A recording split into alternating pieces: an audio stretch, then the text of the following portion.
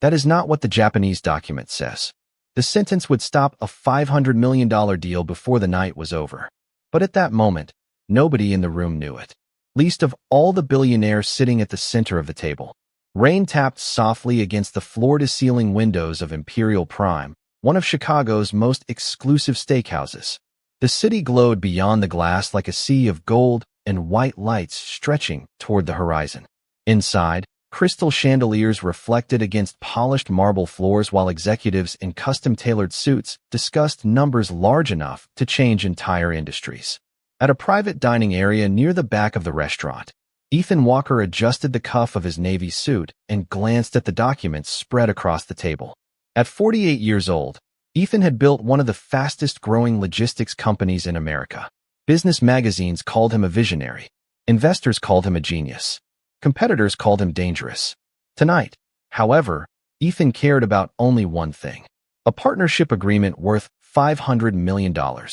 Across from him sat representatives from a major Japanese technology corporation. Months of negotiations had led to this evening. If everything went according to plan, signatures would be placed on paper before dessert arrived. "Congratulations, Mr. Walker," one executive said. "This partnership will be historic."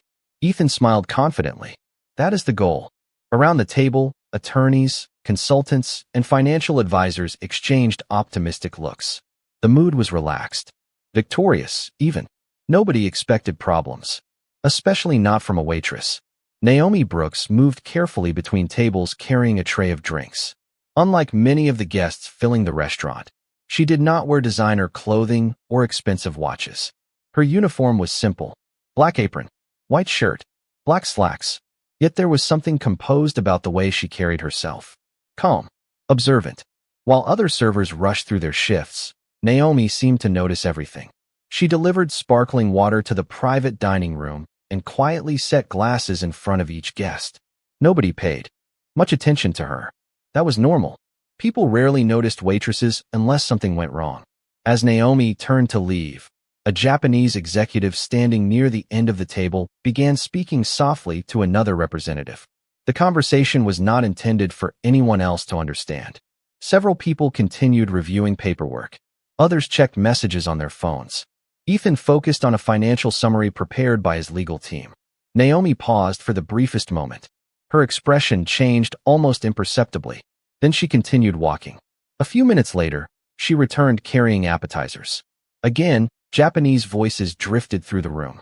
Again, Naomi heard something that made her glance toward the speakers. This time she looked directly at the contract sitting beside Ethan. Her eyes lingered on a highlighted section. Then she looked away. The meeting continued. Wine was poured. Handshakes were exchanged. Confidence filled the room. Ethan leaned back in his chair, already imagining the headlines that would appear tomorrow morning. Billionaire CEO secures landmark international deal. It was exactly the kind of victory investors loved. Near the service station outside the private dining area, Naomi stood unusually still. Her thoughts raced. She had heard enough Japanese to know something was wrong. Very wrong. At first she questioned herself. Maybe she misunderstood. Maybe she had missed part of the conversation. But the more she replayed the words in her mind, the more certain she became. She glanced toward the private room again.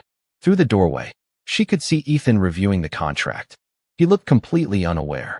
One of the Japanese executives smiled politely while speaking to the translator assigned to the meeting. Naomi's stomach tightened. She knew those words. She knew exactly what had been said. And if she was right, the English version on the table did not match the Japanese document at all. For several seconds, she wrestled with herself. Speaking up could cost her job. Remaining silent could cost someone far more. Then one of the executives reached for a pen. The first signature was only minutes away. Naomi took a slow breath, set down her tray, and began walking toward the private dining room. Every conversation inside the private dining room stopped when Naomi Brooks stepped through the doorway. The sound of rain against the windows seemed louder now. A Japanese executive was still holding a pen above the contract. Ethan Walker looked up immediately, surprised to see a waitress interrupting a meeting that had taken months to arrange. Several attorneys exchanged confused glances. One consultant frowned. Naomi stood quietly for a moment, clearly aware that every eye in the room was now fixed on her. "Excuse me," she said politely. I think there may be a problem with the document. Silence followed. Ethan blinked. Then he glanced toward the contract. What document? Naomi pointed carefully toward the Japanese version lying beside the English translation. That one. One of the lawyers looked irritated. Miss, this is a private business meeting. Naomi nodded respectfully. I understand. Then perhaps you should return to your duties. Several people around the table chuckled softly. Ethan did not laugh, but he clearly looked puzzled. What exactly is the issue? Naomi hesitated briefly. She understood how absurd this must sound. A waitress interrupting a $500 million negotiation. I overheard part of the discussion, she said. And I believe the English translation does not match the Japanese text. The room froze. Then came the reaction she expected. Laughter. Not loud, not cruel, but unmistakably dismissive. One executive smiled and shook his head. Another attorney leaned back in his chair. You speak Japanese? He asked. The question carried obvious skepticism. Naomi answered calmly. Yes. More amused expressions appeared around the room. Ethan folded his hands together. You are telling me that a translation reviewed by attorneys, consultants, and professional interpreters is wrong. Naomi kept her composure. I am saying there may be a serious discrepancy. One of the Japanese representatives exchanged a quick glance with another member of his team. The movement was subtle. Naomi noticed it immediately. So did nobody else. Ethan noticed only the growing awkwardness. Miss Brooks, he said after reading the name on her badge.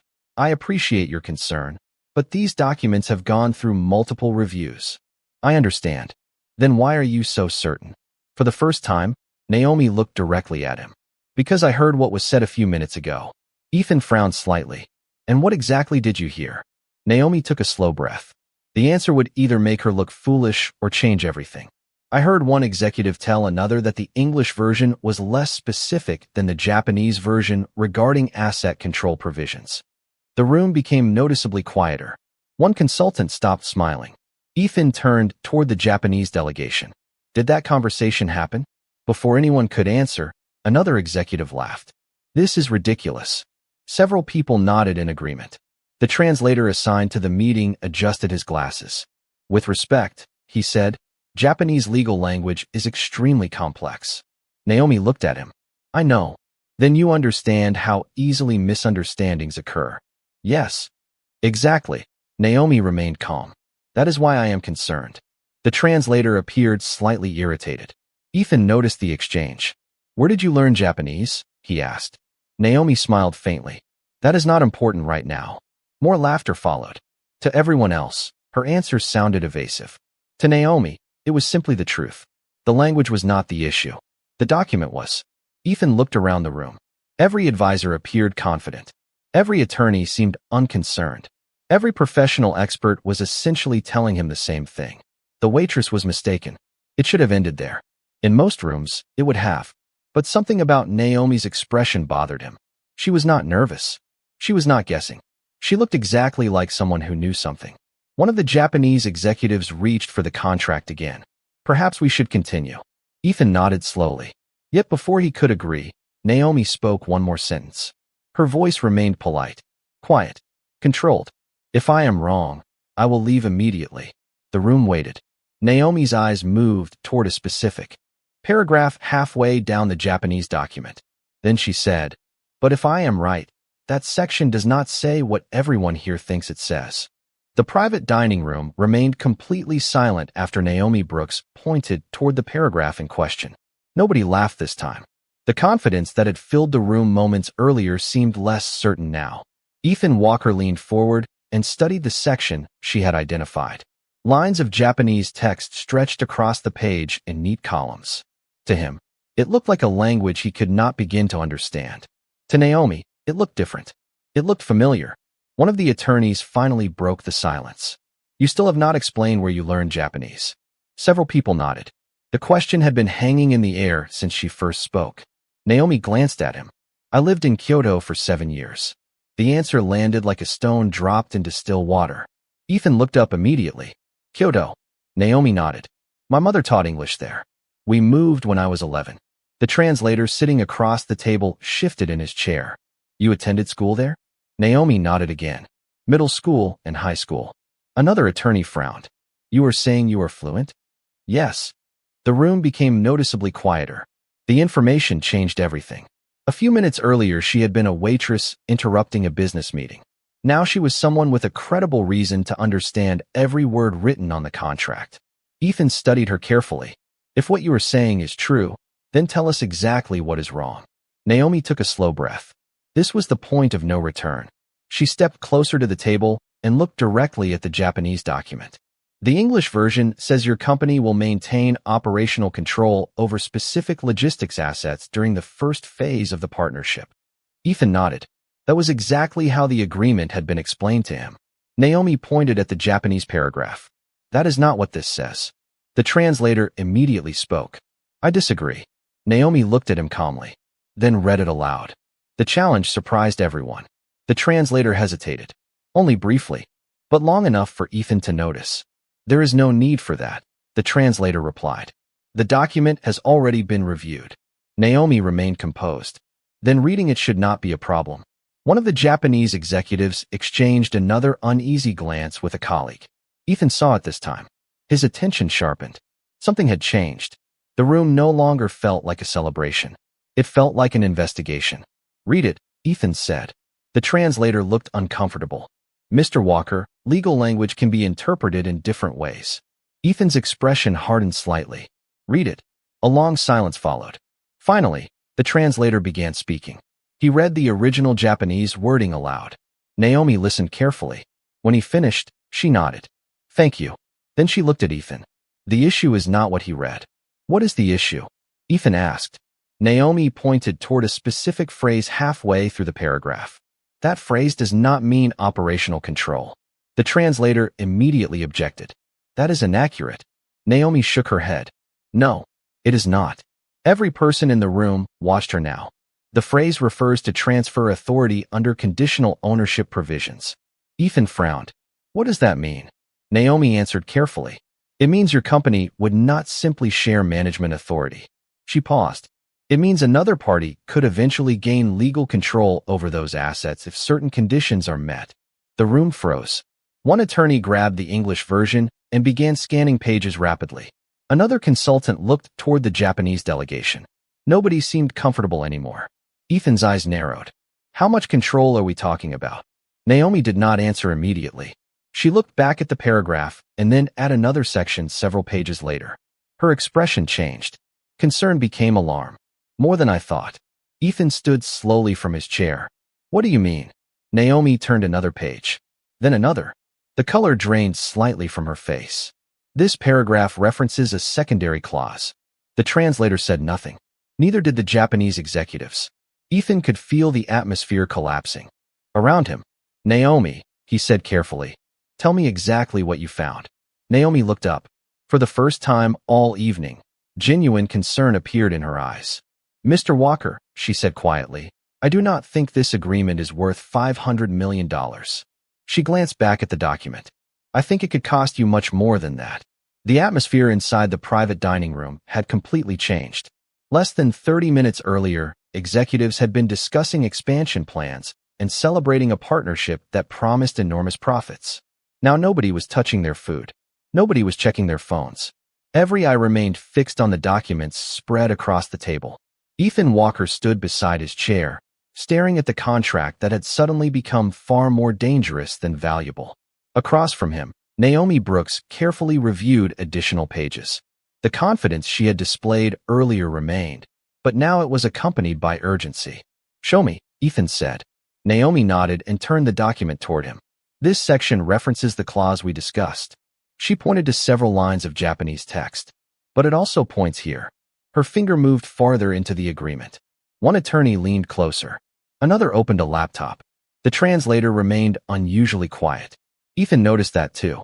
What does it say? Ethan asked. Naomi took a breath. The English version describes a future review process. She looked up. The Japanese version describes a transfer mechanism. The words landed heavily. One consultant frowned. Transfer of what? Naomi did not answer immediately. Instead, she turned another page and pointed toward a paragraph buried deep within the contract. This is where it becomes important. Ethan could feel tension building around the room. Important how? Naomi met his eyes. Because the assets involved are not minor operational assets. She paused. They are core infrastructure assets. Several attorneys immediately began searching through their copies. One finally looked up. That cannot be right. Naomi glanced toward him. Then verify it. Nobody laughed anymore. Nobody dismissed her. Every person in the room was suddenly working to determine whether a waitress had just discovered something a team of professionals had missed. Ethan's attention shifted toward the Japanese delegation. Their expressions had become noticeably guarded. One executive adjusted his tie. Another avoided eye contact altogether. Small details. But Ethan had built a billion-dollar company by recognizing small details. His instincts were telling him something was wrong. Very wrong. I want an independent review right now, Ethan said. One of his attorneys immediately agreed. We should pause the signing. A representative from the Japanese company spoke for the first time in several minutes. That seems unnecessary. Ethan looked directly at him. If everything is correct, then a review should not be a problem. The executive forced a smile. Of course. But the smile never reached his eyes. Naomi continued reading. The deeper she went into the contract, the more concerned she became. Several references connected to one another across multiple sections. Individually, they appeared harmless. Together, they created a completely different picture. Mr. Walker, she said carefully, I think the issue extends beyond asset control. Ethan folded his arms. Go on. Naomi pointed toward another paragraph. This clause changes voting authority during future restructuring events. One attorney immediately looked up from his laptop. Wait. He reread the section. Then he reread it again. The color slowly left his face. Ethan noticed. What? The attorney swallowed. If she is interpreting this correctly, ownership influence could gradually shift over time. Silence filled the room.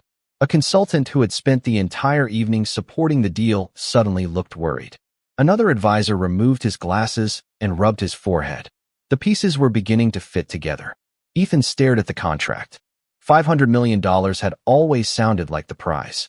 Now it looked more like bait. Rain continued sliding down the windows overlooking Chicago. The city lights blurred beyond the glass. Inside the room, years of experience and expensive expertise were colliding with a truth discovered by someone nobody had considered important enough to notice.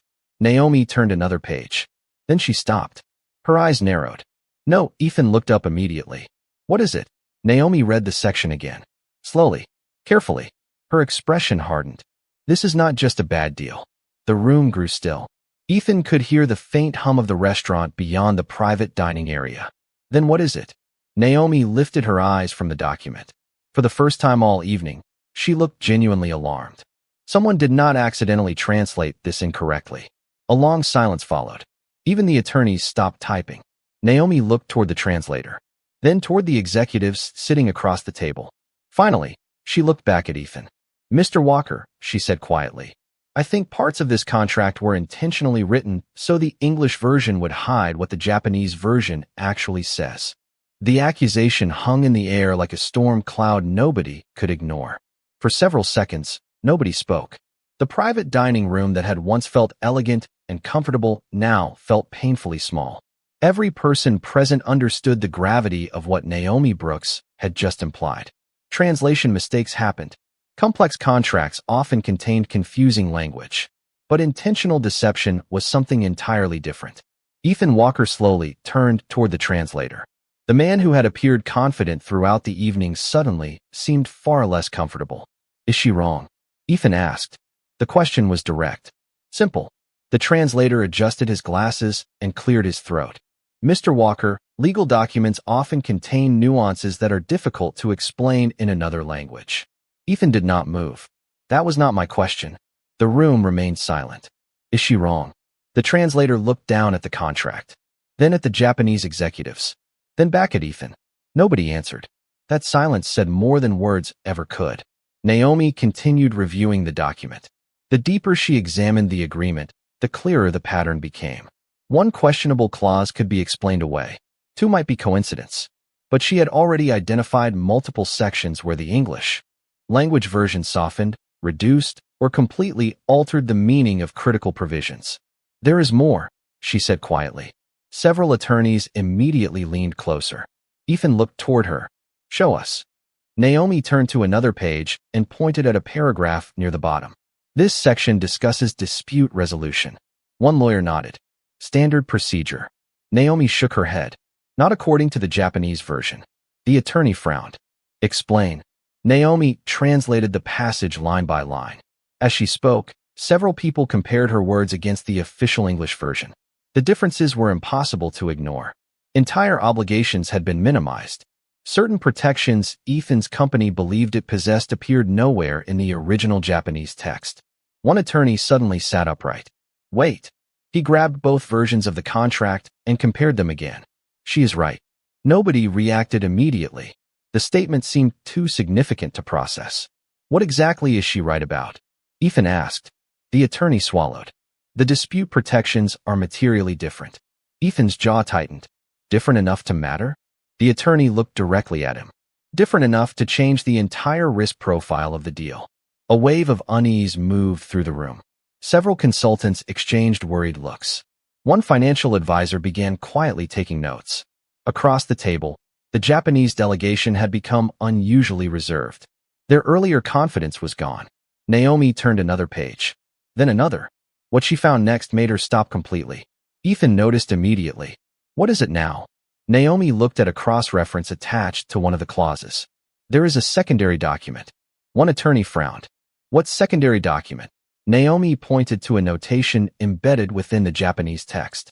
This agreement references an attachment. Several people immediately began searching through the files provided for the meeting. After a few moments, one consultant looked up. There is no attachment included. Naomi nodded slowly. That is the problem. Ethan folded his arms. What does the attachment contain? Naomi looked at the reference. Again, I cannot know without seeing it. She paused. But based on the wording, it appears to define the conditions under which control transfers could occur. The room became completely still. Ethan felt a cold realization forming. A hidden attachment. Altered translations. Asset transfer language. None of it sounded accidental anymore. Then one of the Japanese executives finally spoke. Perhaps we should postpone this discussion.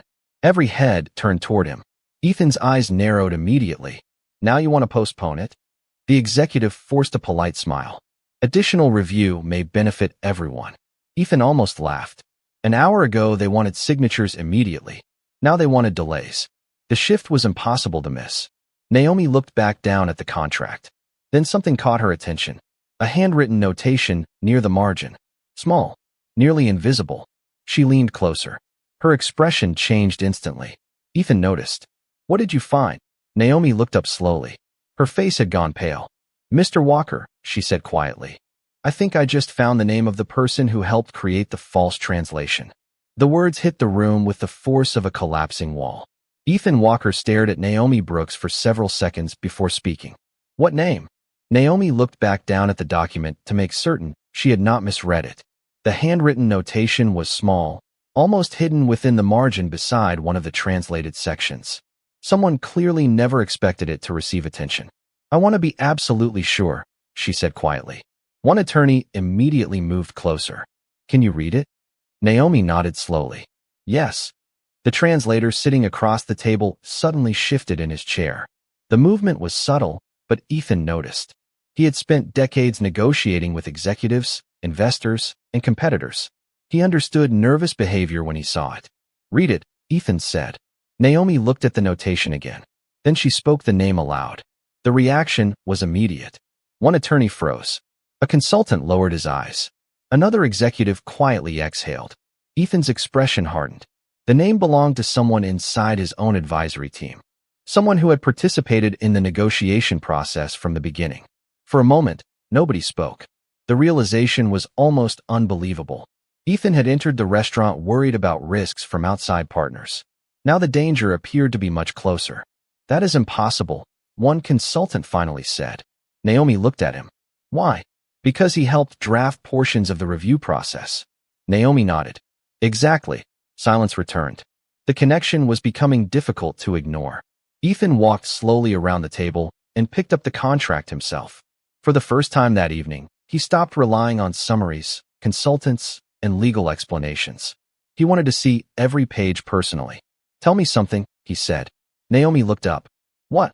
If nobody had questioned this document tonight, what would have happened? Naomi hesitated. Several attorneys appeared equally interested in the answer. She pointed toward the collection of clauses they had been reviewing. The agreement would have moved forward. Ethan nodded. Then what? Naomi turned several pages. Control provisions would activate under specific performance benchmarks. Meaning? Ethan asked. Meaning ownership influence could gradually shift without triggering the safeguards your team believes exist. One attorney quietly closed his laptop. Another rubbed his forehead. The room had moved far beyond simple translation concerns. Ethan stared out the rain-covered window for a moment. $500 million. Months of negotiations. Endless meetings. Countless hours of legal review. All nearly destroyed by a few carefully altered phrases hidden inside another language. Then a different realization hit him. He turned toward Naomi. How did you notice it? The question surprised her. What? Everyone else missed it. Ethan gestured around the room. Lawyers, advisors, consultants, experts. He looked directly at her. What made you stop? Naomi thought about it for a moment. The conversation. The conversation? She nodded. One executive used a phrase that did not match the translation being presented. Ethan listened carefully. Most people would never have noticed. Naomi smiled. Faintly. Most people were not listening. The answer lingered in the room. It was simple, honest, and impossible to argue with. Sometimes intelligence was not about knowing more. Sometimes it was about paying attention.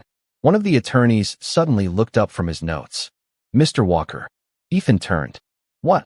The attorney's expression was serious. I just confirmed another issue. The room immediately focused on him. There is a financial appendix referenced in the Japanese text that does not appear in the English package. Ethan's jaw tightened. Another missing document.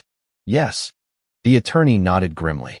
And based on the reference language, it may contain the actual valuation formulas tied to asset transfers. No one spoke. The pattern was now impossible to deny. Hidden attachments. Missing appendices, altered translations, internal references. Everything pointed in the same direction. Then Ethan slowly looked across the table at the Japanese delegation. Their silence said everything. He lowered the contract. I think this meeting is over. Nobody argued. But before anyone stood, Naomi noticed one final notation buried near the end of the document. Her eyes widened slightly. Ethan immediately saw the change. What now? Naomi looked up. Her voice was calm, but the concern had returned. Mr. Walker, she said quietly, I think this contract was never designed to benefit your company at all. For several moments after Naomi Brooks spoke, nobody in the room moved. The contract lay open on the table like evidence waiting to be acknowledged. Rain continued sliding down the tall windows overlooking Chicago, but inside the private dining room, a different storm had taken control. Ethan Walker slowly lowered himself into his chair again. The confidence that had defined him at the beginning of the evening was gone. In its place was something more dangerous. Focus. Explain it, he said. Naomi nodded and turned the document toward him. This section references long-term performance benchmarks. Ethan looked at the page. We already discussed those. Not completely. Naomi pointed toward a series of Japanese provisions hidden beneath technical language. The English version presents them as growth targets. She paused. The original version treats them as trigger conditions. One attorney immediately looked up. Trigger conditions for what? Naomi turned several pages and placed her finger on another clause. For ownership conversion rights. Silence returned. One consultant actually leaned back in his chair as if physically distancing himself from the document. Ethan stared at the contract. How much ownership? Naomi looked at the language carefully. Potentially enough to influence strategic decisions. The words landed heavily. Ethan had spent 20 years building his company. Warehouses, distribution networks, technology systems, thousands of employees. Everything represented years of sacrifice and risk. The possibility that someone had designed a contract to gradually gain influence over those assets without his full understanding was almost impossible to accept. Yet the evidence was sitting directly in front of him. One of Ethan's senior attorneys closed his laptop. I have compared 5 sections now. Everyone looked at him. And? Ethan asked. The attorney took a slow breath. Every discrepancy benefits the same side. Nobody needed clarification. The room understood exactly what that meant. Across the table, The Japanese executives remained unusually quiet. Earlier, they had dominated the conversation. Now they seemed content to avoid it. Ethan noticed that too. He looked directly at one executive. "Did you know about these differences?" The man hesitated. Then he answered carefully. "Our legal department handled the documentation process." It was not an answer. Ethan knew it. Everyone knew it. Naomi continued examining the pages. Then she stopped at the final section of the agreement. Her eyes narrowed slightly. "There it is." Ethan immediately leaned forward. "What?" Naomi pointed toward a paragraph near the end. "This is the objective." Several attorneys moved closer. One began reading over her shoulder. Another took notes. Naomi translated slowly. Every word seemed to increase the tension. "The clause establishes a pathway for future restructuring." Ethan frowned. "That sounds normal." "Not when combined with everything else." Naomi looked up. "The restructuring provisions activate after the transfer conditions are met." Ethan's expression hardened. "Meaning?" Naomi answered carefully. "Meaning the agreement creates a legal path for someone else to gain increasing control over assets that your company currently owns." The room became completely silent. One attorney finally spoke. "This was never a partnership." Nobody responded because everyone was thinking the same thing. Partnerships shared value. This document redirected it. Ethan looked around the table. Consultants, advisors, executives, experts. Dozens of highly educated professionals had spent months reviewing the deal. Yet the person who uncovered the truth was a waitress carrying dinner plates an hour earlier. The irony was impossible to ignore. Then one of Ethan's analysts received a message on his phone. His eyes widened immediately. "Mr. Walker." Ethan turned. "What?" "I just checked the individual Naomi identified earlier." The room focused on him. "And?" Ethan asked. The analyst swallowed. "He resigned from a consulting position with the Japanese corporation 6 months ago." Silence exploded across the room. Ethan stared at him. "He worked for them?" "Yes." "And nobody disclosed that relationship?" The analyst slowly shook his head. The final piece had fallen into place. Hidden clauses, missing attachments, altered translations, undisclosed relationships. It was no longer suspicion. It was a pattern. Ethan looked down at the contract one final time. Then he closed it. The sound echoed through the room. "This deal is finished." No one argued. No one objected. But as everyone began processing what had happened, Naomi noticed one final detail buried within the supporting documents. A date, a signature reference, and a financial estimate. She read it twice before looking up. "Mr. Walker," she said quietly, "I think we finally know how much this would have cost your company if nobody had stopped it tonight." The room remained silent as Naomi Brooks held the supporting document in her hands. Every person present seemed to understand that the answer she was about to reveal would determine whether the evening became a costly mistake or a disaster narrowly avoided. Ethan Walker looked directly at her. "How much?"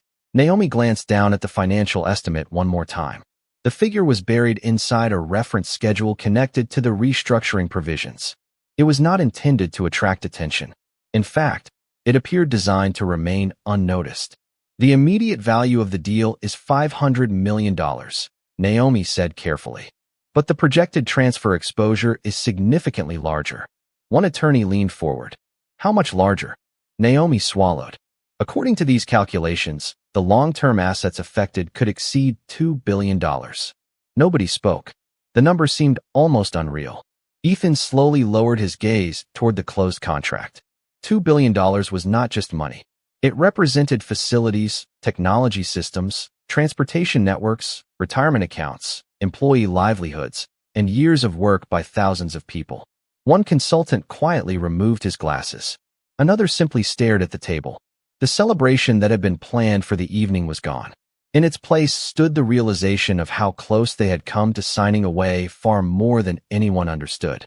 Ethan finally broke the silence. "Confirm it." His legal team immediately began reviewing the calculations. Laptops opened. Notes were compared. Documents were cross-referenced.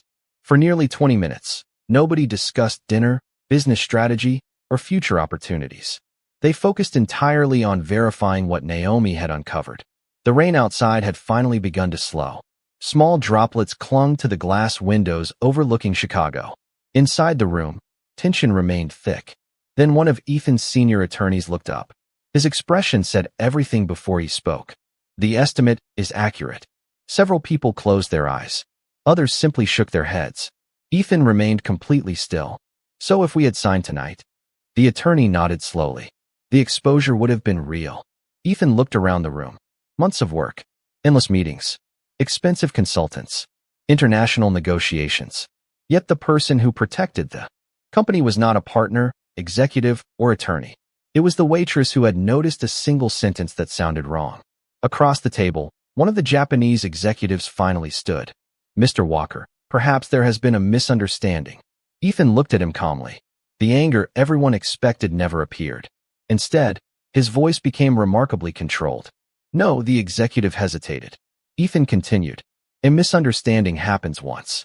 He gestured toward the stack of evidence. This happened repeatedly. No one challenged him. The facts were now too clear. Missing attachments, altered language, hidden references, undisclosed relationships. The pattern spoke for itself. One by one, members of the Japanese delegation began gathering their materials. The meeting was over. No signatures would be placed on any document that night. As the visitors prepared to leave, Ethan remained focused on Naomi.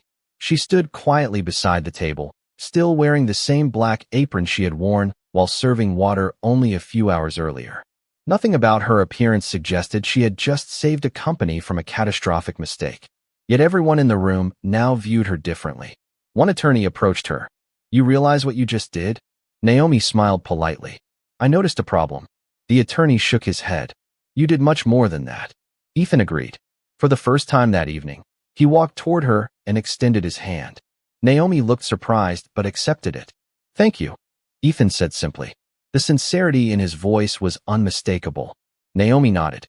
"I would hope someone would do the same for me." Ethan studied her for a moment. The answer felt genuine. Not strategic. Not self-serving. Just honest. Then one of his analysts hurried across the room, holding a newly received report. "Mr. Walker." Ethan turned. "What is it?" The analyst looked stunned. "The background review just came back." Ethan frowned. "And?" The analyst glanced from the report to Naomi and back again. "There is something you should know about her." The analyst handed the report to Ethan Walker, and for a moment the billionaire simply stared at the page. Around the room, attorneys, consultants, and executives waited quietly. The storm outside had finally passed, leaving the city lights shining clearly through the glass. Ethan looked up from the report and then toward Naomi Brooks. "You never mentioned this." Naomi seemed confused. "Mentioned what?" Ethan glanced at the document again. "You graduated at the top of your class from one of the most respected international business and language programs in the country." Several people in the room looked surprised. One attorney blinked. "You have that background." Naomi smiled modestly. "A degree does not guarantee a job." Nobody knew how to respond. For hours they had viewed her through the lens of her position. Now they were being reminded that a uniform rarely tells the full story. Ethan folded the report and placed it on the table.